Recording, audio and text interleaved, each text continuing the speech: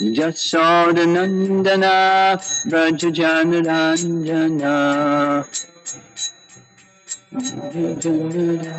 Jasodanandana Brajajanarandana Jamunatira Vanachadi Jamunatira Vanachadi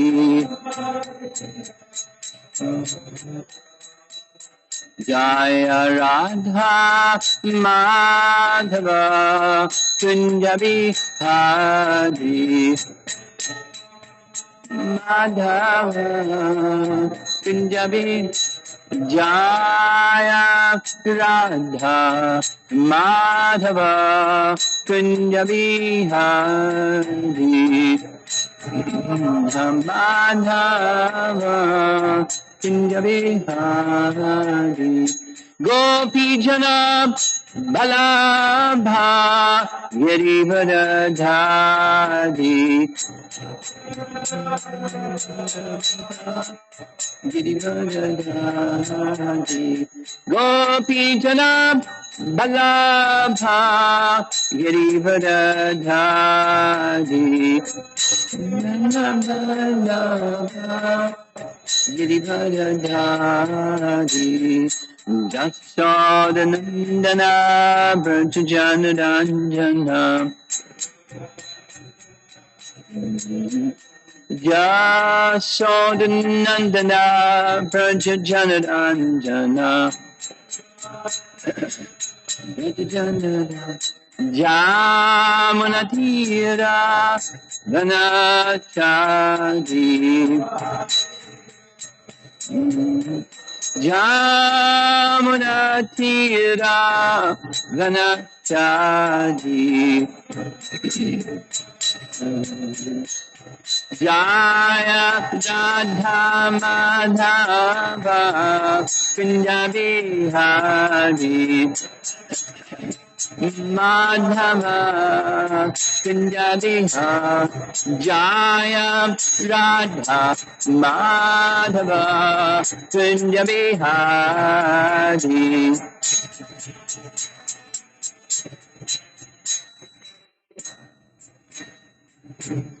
Jayom Vishnu Pad Paramahamsa Parivihara His Divine Grace Sri Bhaktivedanta Swami Srila Prabhupada Ki Ananta Koti Vaishnavadinda Ki Grantaraj Srimad Bhagavatam Ki Gora Premanandi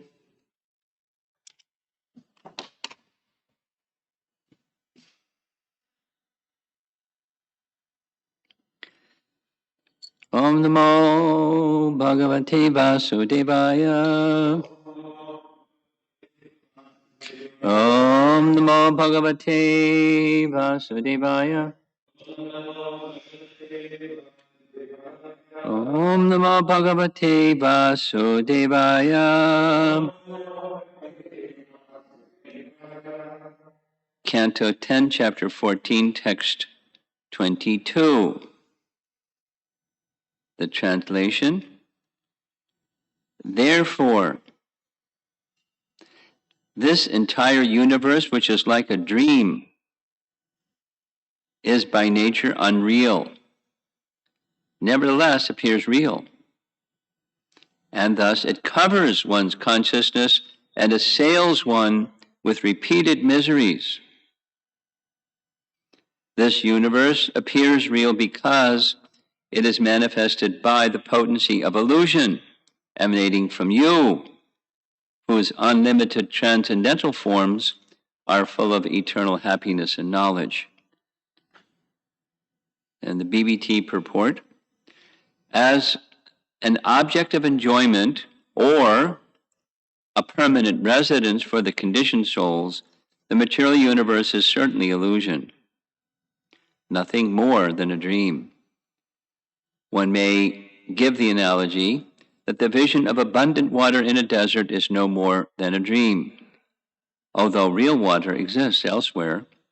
Similarly, the vision of home, happiness, and reality within matter is certainly no better than a foolish dream in which repeated miseries appear. Paragraph. In another sense, however, the universe is real.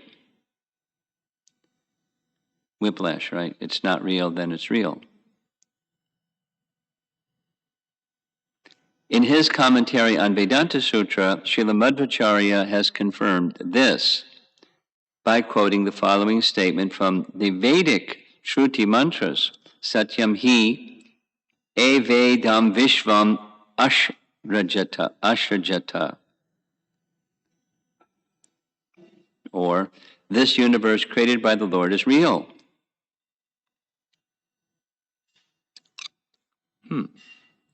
The perfect authority of the Vedas, thus, certifies this universe to be real. Nevertheless,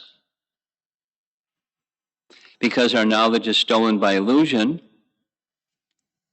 as indicated here by the words asta dishanam, asta dishanam, we cannot properly understand this universe or the Supreme Lord who has created it as the expansion of Lord Krishna. The universe is real and is meant for being engaged in his service.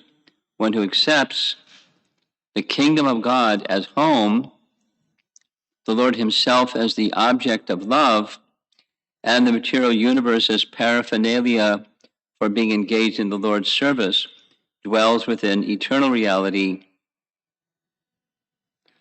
wherever he may go within the material and spiritual worlds.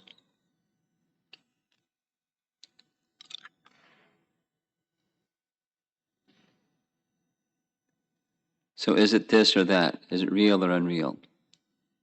It's real and it's unreal. Come on.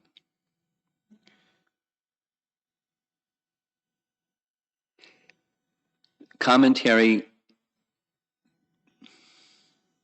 helps. I'm going to be reading some commentary, and it helps. But it's good to get a picture before we go into the commentary. This BBT purport is juxtaposing the two nicely. And it connects, going back to Karunanidhi's question about Sat and Asat, Sat and Asat, Aham Evasam Eva Agre, that verse. And the usual sense of Sat is eternal existence, Sat, as in Satchit Ananda or Om Tat Sat or Sat, that which is existing eternally. And Asat is that which doesn't exist eternally, it's temporary. That's the standard. So this material world is Asat. And at the same time, going back to that, Prabhupada's word for word in the Chaturshloki, first of the Chaturshloki verses, 2.933, Sat is the effect and Asat is the cause. So the effect is something you can see. And Asat is something you can't see. So the material, this universe, this is our simultaneous oneness and difference, or very, very similar to the first few verses of chapter 9 Bhagavad Gita, where Achinta Veda Tattva is also explained. The material universe is unreal in the sense that it's temporary. It's like a dream in the sense that it's temporary. There's no substance in a dream. There's no substance here. Using the language that Prabhupada has in the first purport of the first verse of Bhagavatam, there's substance and category. So here there's category, and the spiritual world there's substance. And then someone will argue, wait a minute, you're sitting in a chair, that's pretty substantial. Are you gonna sit in a spiritual chair? That's the substance, this is category. Anyway, This is philosophy. So some people don't like philosophy; they like stories. But the stories are illuminating philosophy, and so here we're getting the illumination of the story of what Brahma experienced, which was a nice story. So how to understand what he experienced? Is the universe real or not real? We're going to hear that in the previous verses. I'll go to Sanatana Goswami's commentary is the most difficult I've found to make sense of, like what's he saying. But in his commentary, I think we'll not read it this morning. He says in verses 18 through 20, this is text 22. In verses 18 through 20, Brahma is making the argument that the universe is not real. Now, I didn't get that sense, but that's what he's saying. He's anyway. What's going on? Is the universe real or not real? So if it's accepted as paraphernalia meant for making offerings to the personality of God, although it's temporary, we make offerings of the temporary to the source of the temporary, to the eternal source of the everything. That's bhakti. And one is situated in reality. That's how to perceive it. It's temporary, but offerable to the Supreme Lord. Just like this body, just like our faculties, our senses, mind, intelligence, everything, we can offer them in service to the Supreme Lord. Although the chair and the table and the universe is temporary, in that sense unreal, like a dream. No substance. When the dream's over, what happens? When this body is over, what happens? When the chair is over, what happens? It's like a dream. No more than a mirage in a desert. What's the reality in a dream? What's the reality of the water in a mirage? So that's the how to perceive, because the topic, going back some number of verses, the topic is the relationship of Shakti to Shaktiman, or Sambandha Gyan, the relationship of energies to the source of those energies. What is it? And there's different energies, spiritual, material. The material energies we can normally, customarily call asat, because it's temporary, like a dream. But in another sense, because it's from the Supreme, it has contact with the Supreme, being from the Supreme, used in the service of the Supreme, then we're connecting with reality through the temporary. Here we go. Vishwanath Chakravarti Thakur writes, to summarize, the universe is matter, and the medium-sized form of Krishna is Shuddha Sattva, spiritual. Now this medium size, the Sanskrit is Martya Lingam, Martya, like human form, Martya Lingam. And human form, or medium size, is how it's often translated in English, is in contrast to the all-pervasiveness. So that Krishna is simultaneously all-pervasive and medium-sized, simultaneously. And the medium size is Shuddha Sattva, spiritual. That, whose very essence is to have temporary existence, is called asat. So this is our classic, asat, the temporary. That, whose very essence is to have temporary existence, is called asat. The world is temporary, or asat. It is like a dream, transitory, but not false. It is covered with ignorance. Asta dishana. No, in the word for word asta, not ashta, it's asta. Dissana, the word for word is wherein awareness becomes covered over. Wherein awareness becomes covered over, so covered with ignorance. Asta Desana. Through the Sandhini Shakti, or Nitya, Hladini Shakti, Sukha, and Samvit Shakti, Bodha, you possess a Satchitananda body. Catch that? Sandhini, Samvit, Hladini correspond to Satchitananda. And the body of Krishna is Satchitananda, manifest this way. Sambit, Sandhini, Hladini.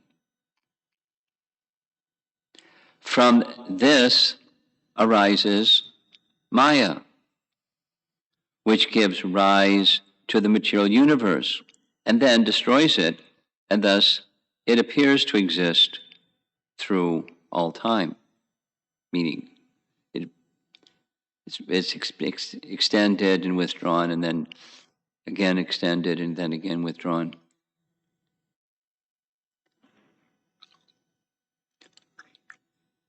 That's Vishwanath explaining the relationship between Krishna's Maya and him. Another meaning, colon, that was to summarize. Then here's the other meaning. Your form is full of mercy, whereas this universe is full of inauspiciousness. Then, what is the necessity of considering this universe at all, if it is false? But the world is not false. Swapna, bham. Swapna is sleep, so dreaming. It's not false. Its dream is not false. It's just not what it appears to be. Though it is full of misery because of ignorance, it appears as wonderful. Sad eva, from the point of view of material pleasure. So these are two perspectives. And Jiva Goswami writes, and it's really long, we're not going to cover his whole commentary because it's really long. We'll cover some of it this evening. Hear how it begins. Since you are the cause of everything, the universe arises from Maya. Material elements, and merges into them. Taking shelter of you, Tvayi, it appears like your Swarup, or your eternal abode. Because of the substantial existence of spiritual things related to you, the universe takes on substantiality to some degree. Substantiality, that's going back to category and substance. Substance or substantiality is sat, eternally existing. It takes on the quality of substantiality to some degree. At least it appears to be of substance. Just by being your energy, Maya has real existence. So we don't say false in an absolute sense. It's temporary, that kind of false. Now you see it, now you don't kind of false, like a dream. But being devoid of spiritual qualities, it is like an unreal entity, such as a horn of a rabbit. Meaning, rabbits don't have horns, or pushpa akash, flowers in the sky, or something like that. Paragraph. Though Maya is non-different from you, lacking your presence, it is like a dream, since it is not permanent. Then he quotes Vedanta Sutra. Again, this is same understanding Shakti and Shaktiman from Vedanta Sutra. It's in Sutra number 2, which is part of the Sambandha section of Vedanta Sutra. So here's the Sanskrit. Vaidaryamach cha na swapna divat. There's swapna again.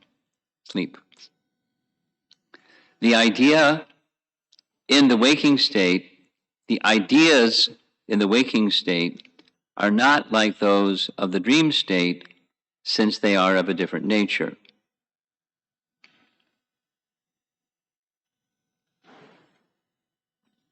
But it appears to be real and gives great suffering. It arises from your swarup, or now body, tanuvan manobir. It arises from your swarup, filled with eternal knowledge and happiness, defined as Parabrahman. Quoting Gopal Tapani Upanishad, I offer respects to Krishna, the form of Satchit Ananda, who never tires of performing actions, as well as from Vishnu Purana, Ekadesha Statas Yagyer Jyotishna Vistarini. Jyochna Vistarini. You've heard that one before. Eka Desha Stinatas Yagyer Jyochna Vistarini. He spread out, though located in one place, like light from fire. Paragraph. Some say that Maya means false teachings, and some say that Maya means an inconceivable energy. One can see persons called magicians. Illusion does not bewilder the magicians, since it is caused by the magicians. Although the illusion can bewilder others, it does not take away their vision. A mirage is an example. Paragraph. The sages in Devata speak of the second type of Maya, that's Yogamaya. The word Yogamaya is explained by Sridhar Swami in the third canto, when the Kumaras go to Vaikuntha. He gives the Sanskrit and the translation, 3:16:9. Yesham bibharmi aham akhanda vikunta yogamaya vibhutir. I am the master of my unobstructed internal energy, Yogamaya, and the water of the Ganges is the remnant left after my feet are washed. This Maya is not like the previous Maya, since it is not for the self, as in the case of the airplane for pleasure made by Kapila.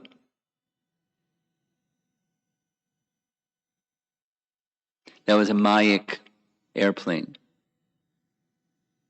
meant for a certain purpose, a Mayic purpose, giving Devahuti a chance to go see the universe and, do some sightseeing, take some pictures, send them back to her friends. Hey, look at this.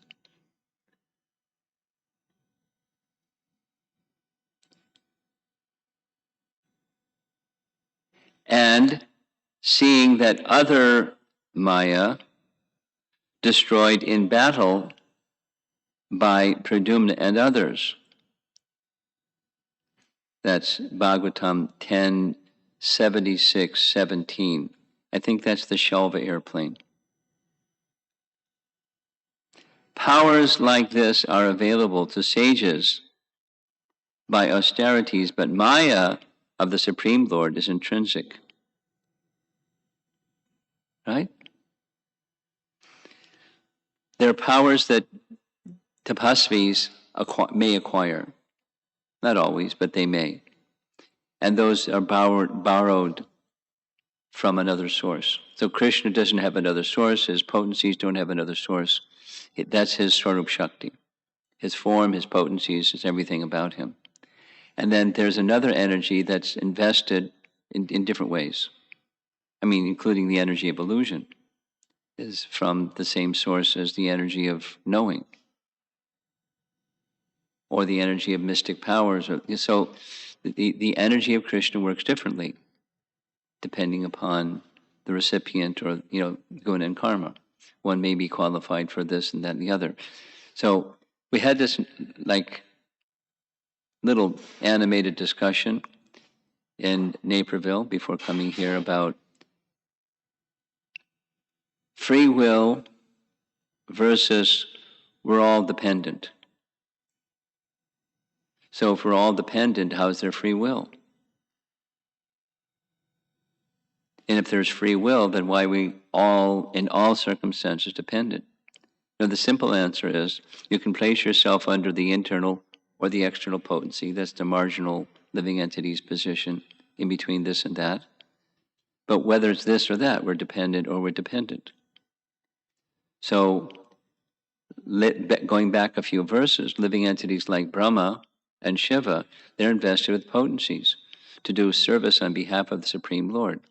And those are directly invested potencies. They're Shaktivesh avatars, Guna avatars. And the Shaktivesh avatars, they're invested. They're mostly jivas, invested with the potency of the Supreme Lord. So they act with the fullness of, let's say, Prithu, ruling potency. He's a jiva, but he's invested with ruling potency. So he rules like as if he was Vishnu, but he's a jiva. So there's direct empowerment, that's Shaktivesh avatar. And if you read chapter 3 of Canto 1 carefully, one of the categories in this whole discussion about avatar is vibhutis. Vibhutis are indirect. Shaktivesh's avatars are direct, and there's indirect. Like there was a discussion I heard recently of that question, how is it that the Supreme Lord appears in all the different species, like plants? So it's vibhutis, in that particular case, for example. I mean, there's the Matsya avatar, but there's also of fishes I'm sharks. So that's a vibhuti. Or of plants, I am the ashvat tree. So that's a vibhuti. Krishna's appearing as the ashvat tree. I am. It's not the fullness of Vishnu. It's a living entity that's carrying some vibhuti. But Krishna is that. So what about the rest of the trees?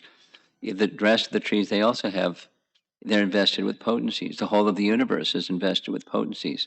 So it appears to be real because it's connected with the real, but it's temporary, and therefore it doesn't have the same substance as the eternal.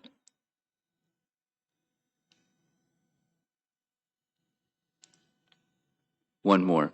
Vishnu Purana mentions this apara Shakti. We're used to hearing apara prakriti, that's spiritual potency, like living entities are. Para and apara. Sarva bhuteshu sarvatman ya shaktir apara tava gunashraya namastasyai shashvatayai Sareshwara. O Lord of the Devatas, O Paramatma, I offer respects to your inferior energy in all beings, which takes shelter of the gunas. That's the apara. Shruti mentions Maya Shakti, which is intrinsically false. Shvetashvatara Upanishad. Quote, the controller of Maya, the Lord, creates the material universe by Maya. The jiva, different from the Lord, falls under the control of Maya in the material world. And then the last quote is, again, Vishnu Purana, because it speaks a lot about Shakti and Shaktiman.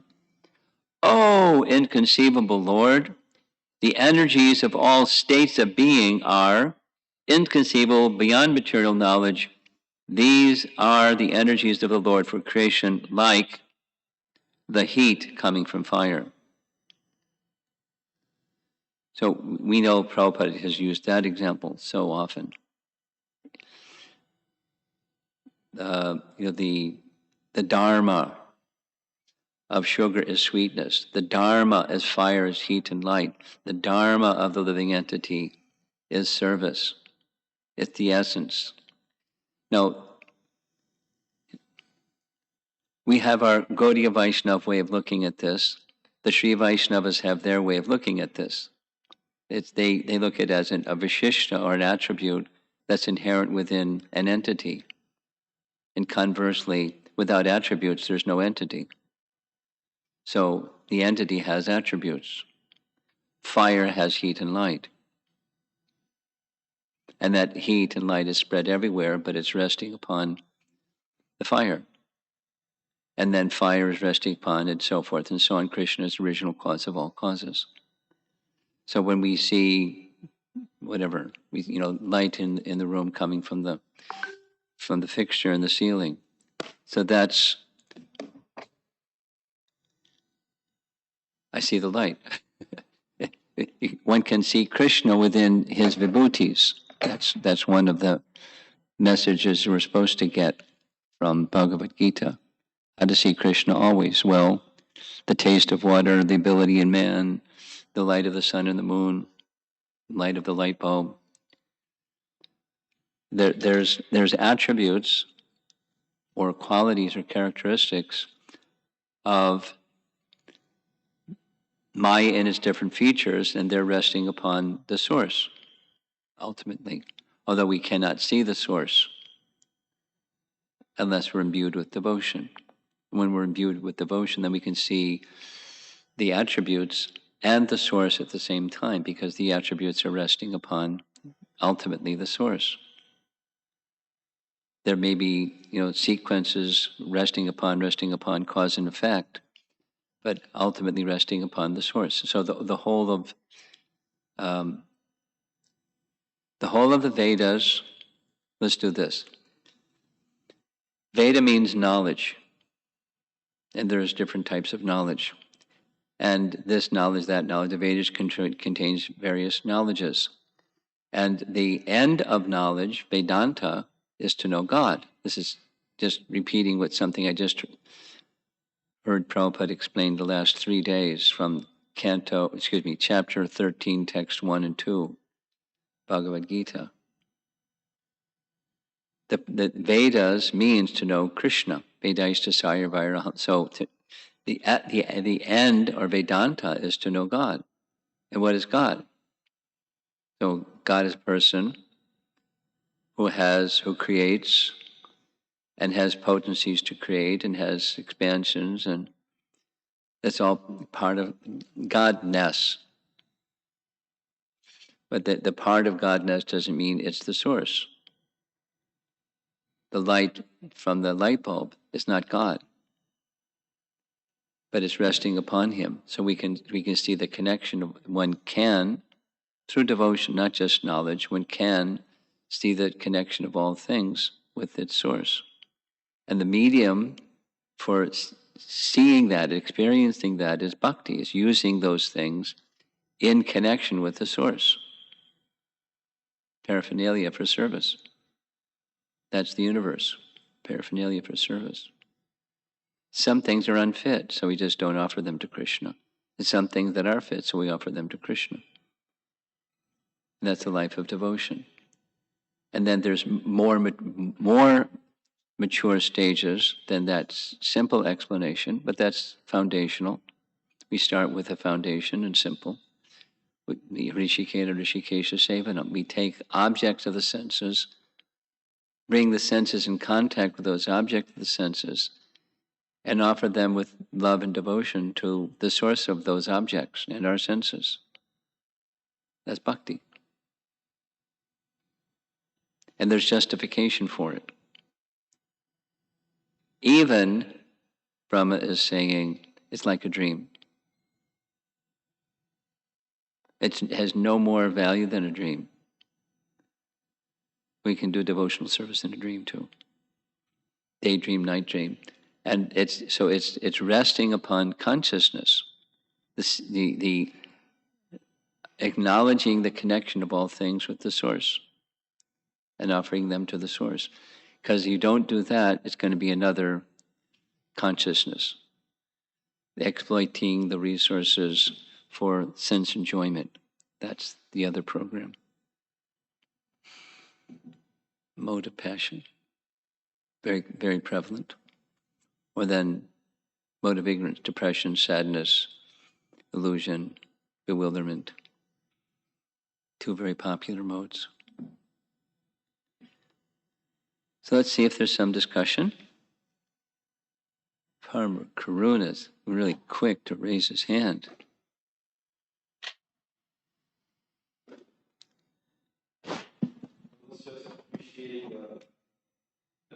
Terminologies or the statements made by different acharyas in different ways.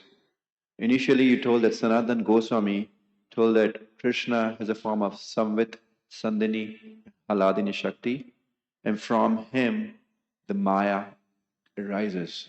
Yeah. And I was like totally struck that Maya never arises because Maya is always with Krishna. And then immediately you quoted Jiva Goswami, and he said that from him universe arises. So then I understood you mean Maya as a universe, right? Yeah.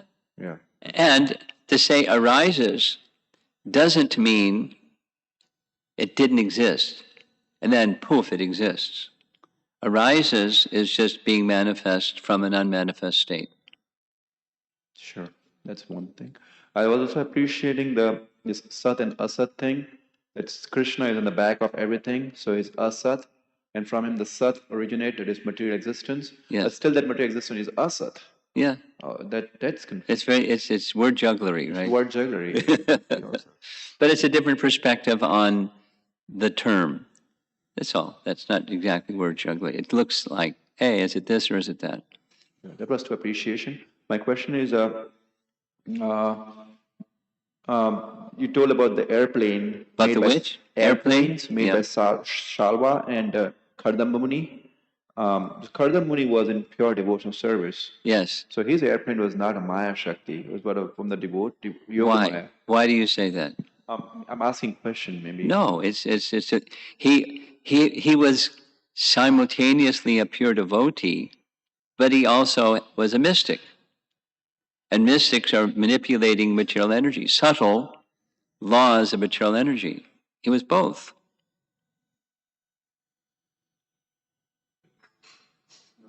That you told that we should be conscious enough to give this asat in the service of Krishna. Give the what? Asat, like material existence, is universe which is totally It's paraphernalia meant for service. Paraphernalia meant for service. Okay. How can we understand difference between vairagya and yukta vairagya in this situation? Easy. Yukta vairagya is seeing things, something. The incense is paraphernalia to be offered to Krishna. It's not, it has a fragrance, so we have to not go near it. We have to make it zero, renounce it. We offer it to Krishna for his pleasure. Sometimes there is a tendency that we use a term yukta vairagya in the way of offering to Krishna. Yes, exactly. That's my sense. I gave my example. Yes, the body, our senses, the mind, etc., our ability to walk. We use it in service to Krishna, yukta vairagya. Eating ourselves sometimes by, okay, I want to go to Best Buy, get a MacBook. This yukta vairagya I can use in Krishna service. You're speaking really fast and I can't follow what you're saying. Isn't like a cheating ourselves, like I want to go to Best Buy, I want to get a MacBook or an iPad and use in service of Krishna. So that's... It can be material or it can be spiritual, it can be mixed. It depends, it's all resting on consciousness.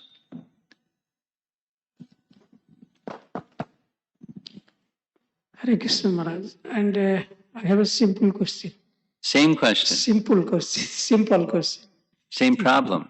Yeah, simple. This thing is that the statement Mayavadis they say Brahma Satya Jagat Mithya. Brahma Satya Jagat Mithya. So how I can preach that? How what? How can I preach to other? You want to respond to the person that says Brahman Satya Jagat Mithya. You want to know how to respond to that person? That's your question? Yes, and one. It's not false. Yeah. It's not false. If it's false, here's a hammer. I'm going to bang you on the head, but no problem because it's false. Maharaj, again, thing is that regarding It's a philosophy that doesn't match how people live their lives. It's notional humbug.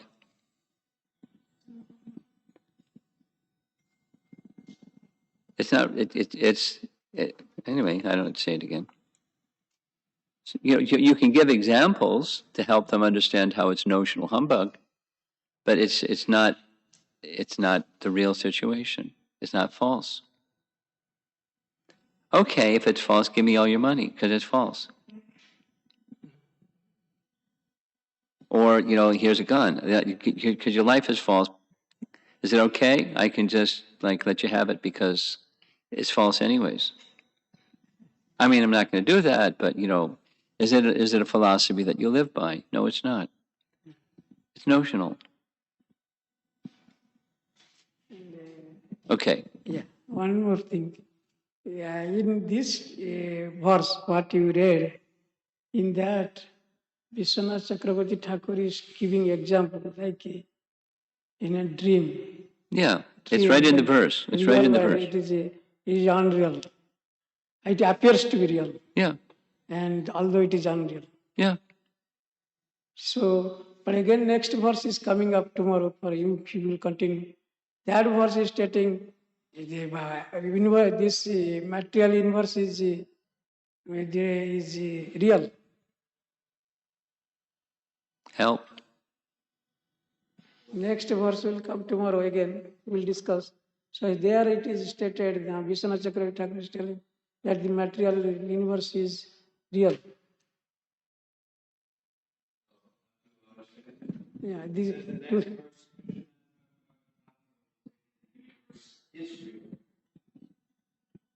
Stay tuned for tomorrow. One can speak in both senses, real, unreal. It's already included. You can say real, we can say unreal. Here's the basis, or when you say it's real, this is what it means. It's connected to the source. And it can be used in service to Krishna, so we don't say false, it has reality. Same as your same question, the Sadasat question. Anyone else?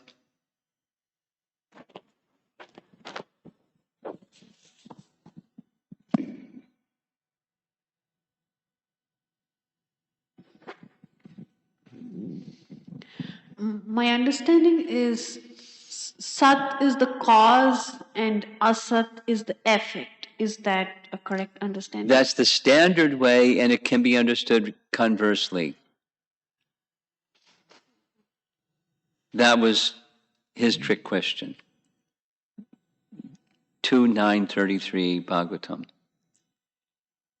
The conversely goes like this: that which you can see and that which you cannot see. The cause you cannot see, the effect you can see. Okay?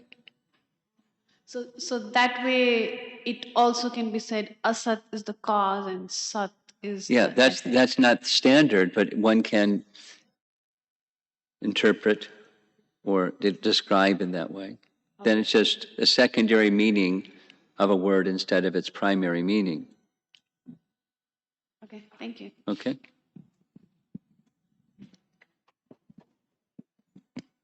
Over here, you have something?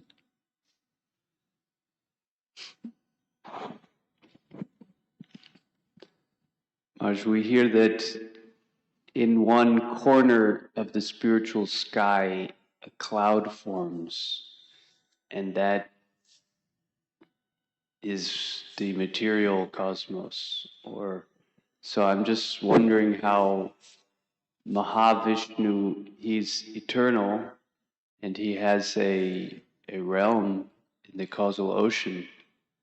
I mean, when we look at the Goloka map, and you have all of the Vaikuntha planets, as far as I recall, Mahavishnu is below that border of the spiritual dham.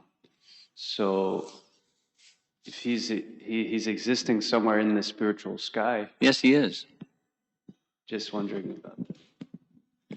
You know, if you're an artist, how do you depict higher reality?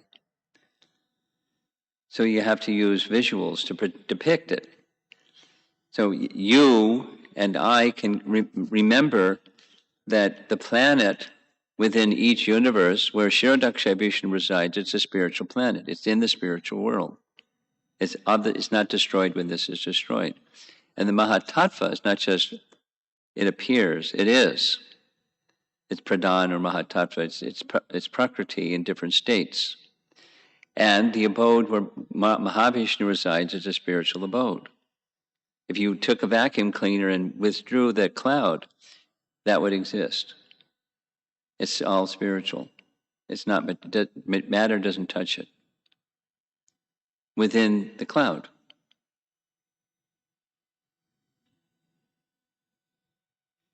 Just an interesting phenomena for the inhabitants of the spiritual world, how they're aware that there's this realm of Maya. I don't know what they're aware of. Conditioned souls, and that Mahavishnu is somewhere there. I don't know if they know that. I don't know what they know.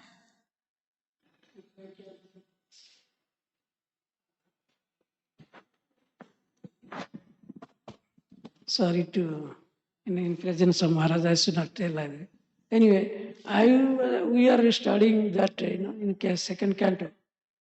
That we saw that if I have understood your question properly, your question is about the living entity and Mahavishnu. You mean to say? Yeah. So then, actually, in their second canto, it has been mentioned, Maharaj. So that means why the body of the Mahavishnu is a bluish color. Particular question is there. It is mentioned there that since all living entities are entering into the body of Mahavishnu after the devastation, so all living entities karma and is their svabhava, everything is included in that living entity. So that's why the color of Mahavishnu is become bluish. That is why, that means living entities are inside that. And they come out only when through the different question. So okay, let's go over here. Krishna Archana has something.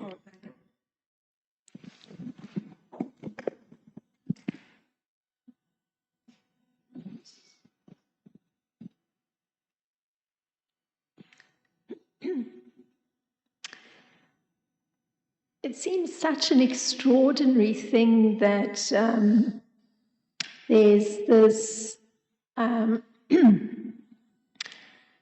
very, you could say it's a very subtle thing to understand that being able to see in proper perspective, and it's all dependent on connecting with the reality of where everything is coming from, so to speak. Yes. It's a very subtle thing, because truly one is in this realm of,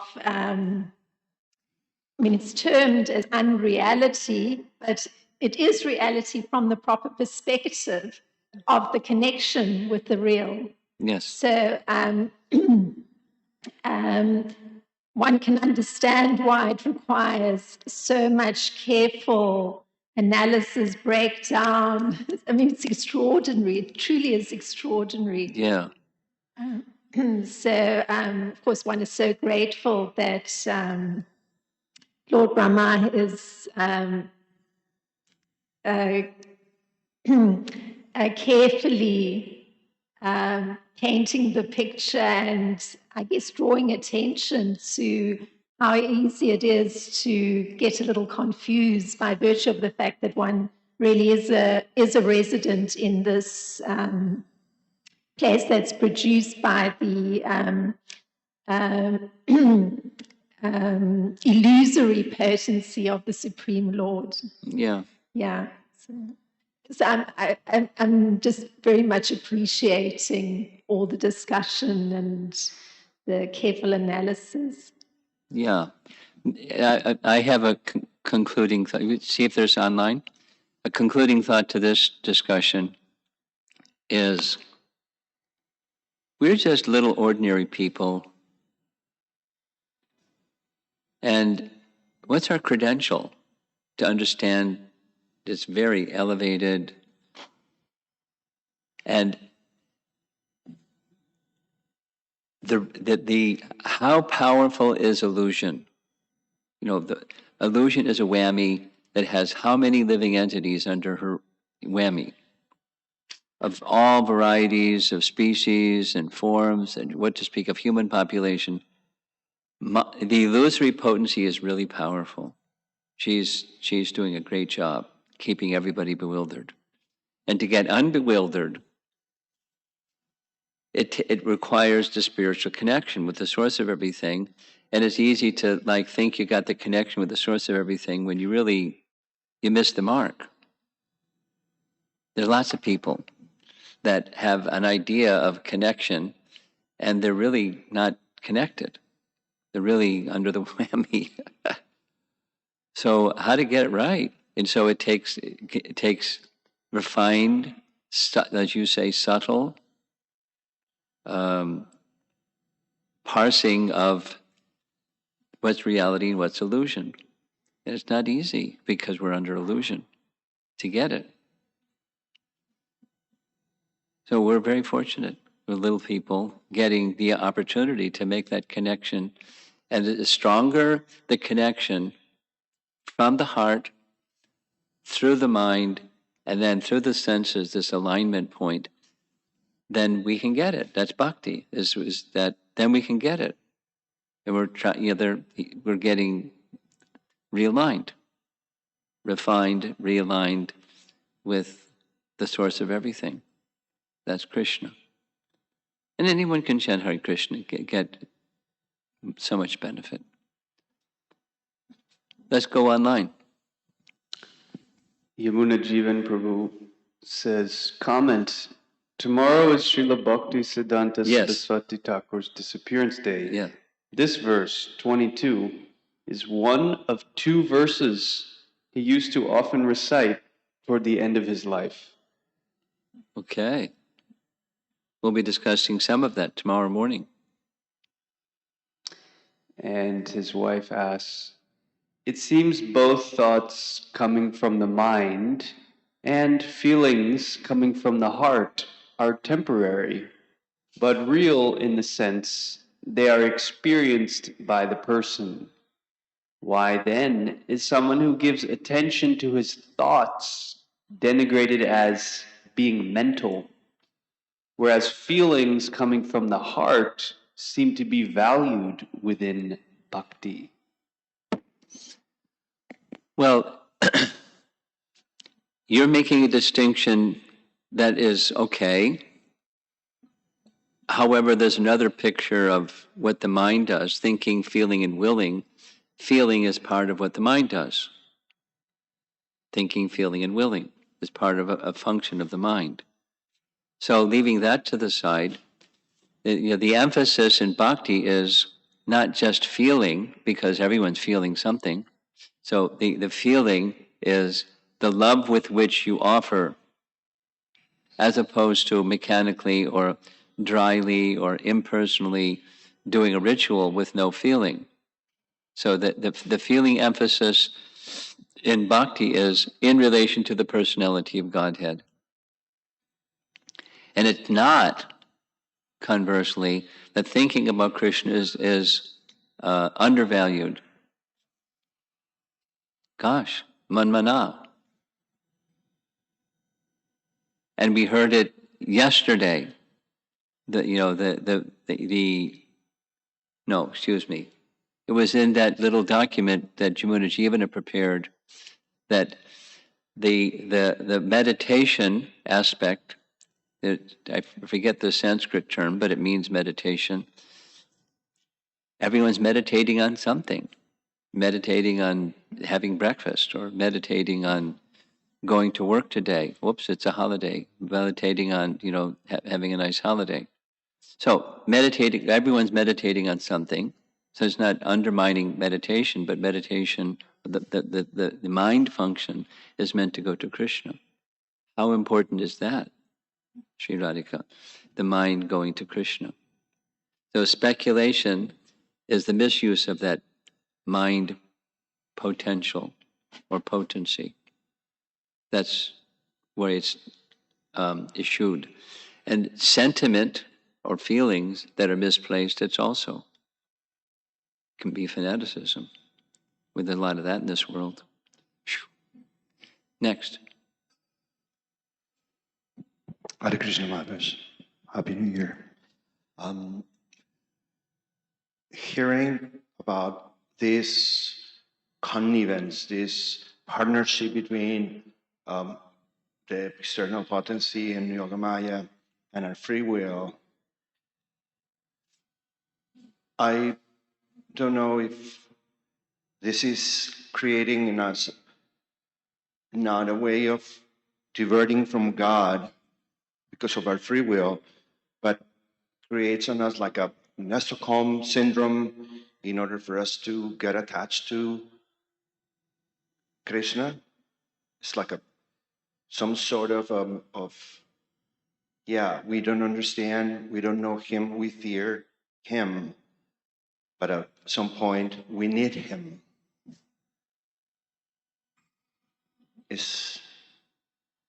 You're making a comment. More like a question, Maharaj. Oh, it's a comment. That's fine. I didn't catch the syndrome. What was the kind of syndrome you're speaking? Stockholm syndrome, the dependence when somebody's kidnapped. Somebody does what? Kidnapped. Kidnaps. Yeah, for ransom or whatever reason. Okay. And the person that has been sequestered, that has been kidnapped, create an attachment to the guy that raptured him or her, creates an attachment. I don't know if you remember the case of Patricia Hearst back in the 60s when she was kidnapped I don't know the whole LA. story. I don't know the whole story. But don't tell me the story. Okay. And psychologically there's a response to that captivity that the person captured. Okay, so when we're in Maya, we get attached to Maya. That's what you're saying. And to God, too. Huh? And to God, too. And to God. Yeah. But he doesn't kidnap us. It's Maya who kidnaps us. We get covered. Ignorance covers that attachment to God. Maya covers the attachment. Ignorance covers reality. And we accept another reality, the ignorant reality, as reality. So it's not a one-to-one correlation, sorry. How are we doing online? Just a few more. Okay, let's go quickly. Amol, you have previously emphasized that the relationship between Krishna's expansions, including the Purusha avatars, is ontological and not chronological. We know that the material universes are manifest, then unmanifest, then manifest, and so on. That also means that 2 of the 3 Purushas are not eternally manifest. Why is that so? I don't know. I'm not sure you have understood correctly, or maybe I haven't understood correctly. I don't think Mahavishnu just disappears, or Shiradakshay Vishnu disappears, or Garbhadakshay Vishnu disappears. They may or may not disappear. So he says, so it is very difficult not to conceive of their relationship to Mahavishnu as chronological. Is there some commentary to help us understand this ontologically? Well, the ontological is they're eternally existing.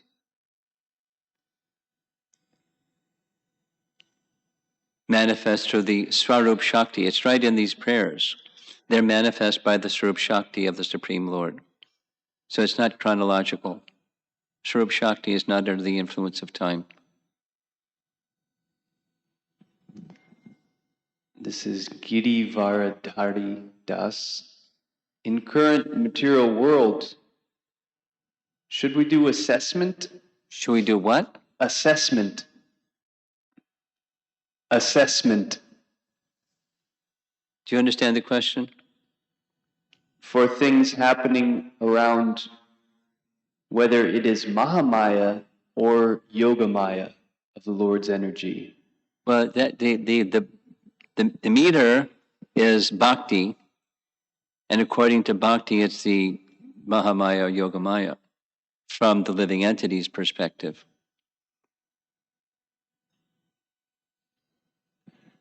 And from Sri Radhika, question about Ashtadishana, wherein awareness becomes covered over.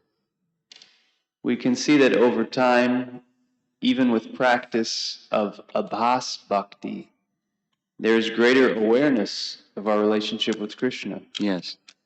The scary thought is that in this world of abhas, the realm of blind spots is greater than the light I am fooled to believe is shining through. How can I carefully negotiate through this very bewildering territory? Effort and mercy. And you know what that means. Srila Prabhupada ki jai.